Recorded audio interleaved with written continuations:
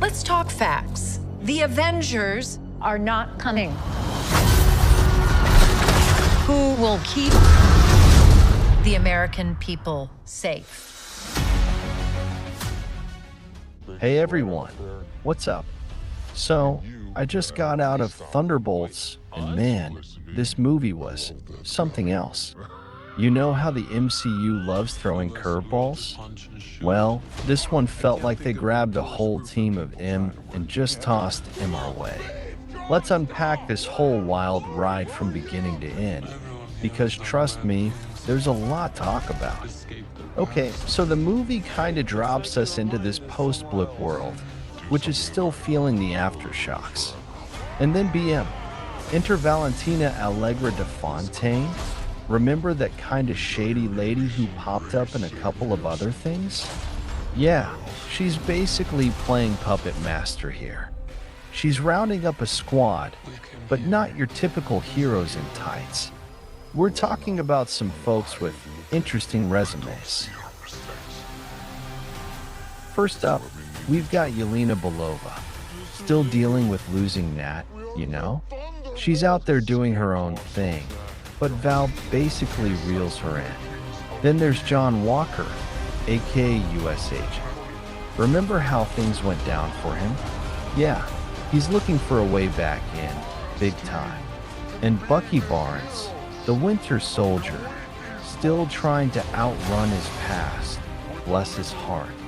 These three, pretty much strong-armed into Val's little project.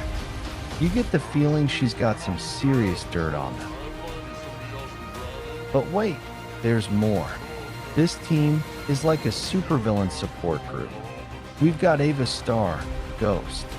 Remember her phasing issues? Well, Val's dangling a cure in front of her, which is pretty messed up but effective.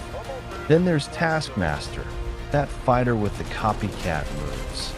Olga Kurylenko's back, and she seems to be under Val's thumb too. And let's not forget Red Guardian, Alexei Shostakov. This dude is a walking, talking, often hilarious blast from the past, and his connection with Yelena definitely adds some spice. So, the first part of the movie is basically a really awkward team-building exercise from hell.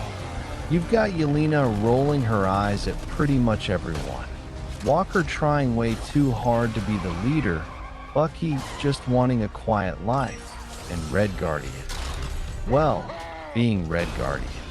Val's sending them on these mysterious missions, and you can tell none of them really trust each other, or her for that matter.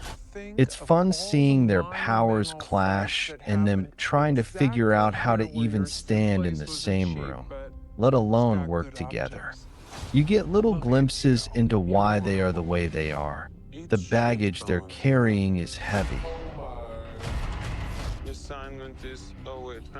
Okay, so things get real when they're tasked with stopping some serious bad guy or dealing with some crazy powerful MacGuffin. It's the kind of threat that the Avengers are probably too busy for.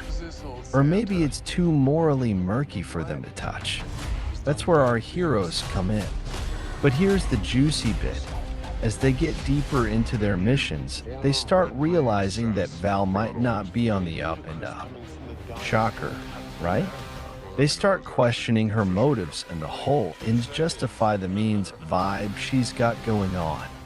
This is where the team dynamic really gets interesting. Are they just going to be Val's attack dogs? Or are they going to find their own moral compass? Throughout the movie, you see these characters start to evolve in their own messed up ways. Yelena starts finding this weird sort of family with these other outcasts.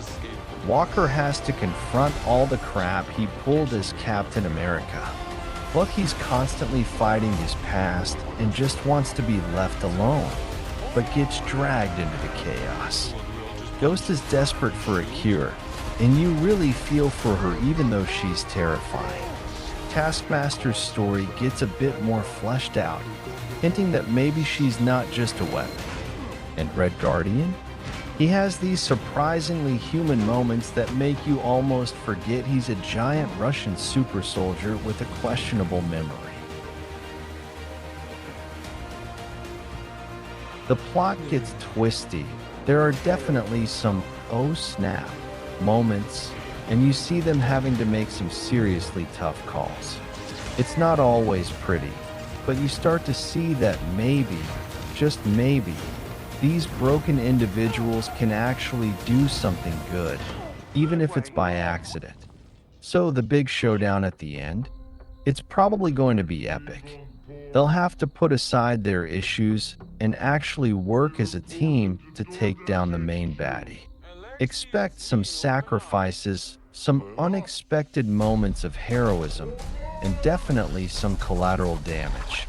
Because, well, it's the Thunderbolts. The ending could go a bunch of ways. Maybe they win, but are still stuck working for Val. Maybe they manage to break free and decide to do things their own way. Or maybe this whole experience just leaves them completely changed, for better or worse. Thunderbolts feels like the MCU is trying something different. It's messy, it's morally ambiguous, and it's full of characters you wouldn't normally root for. But that's what makes it so interesting. It's a look at what happens when you give the bad guys a chance to be the heroes, or at least the lesser of two evils. So, what did you guys think of the Thunderbolts trailer or your expectations for the movie? Are you into this whole anti-hero team-up? Let's chat about it in the comments below. Don't forget to hit that like button if you enjoyed this breakdown, and subscribe for more movie chats. Catch you in the next one. But eventually, you come to realize that there are bad guys, worse guys, and nothing else. Look at you. Don't worry, she's bulletproof. What happened to bulletproof?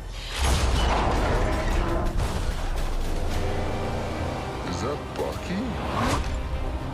That's not good.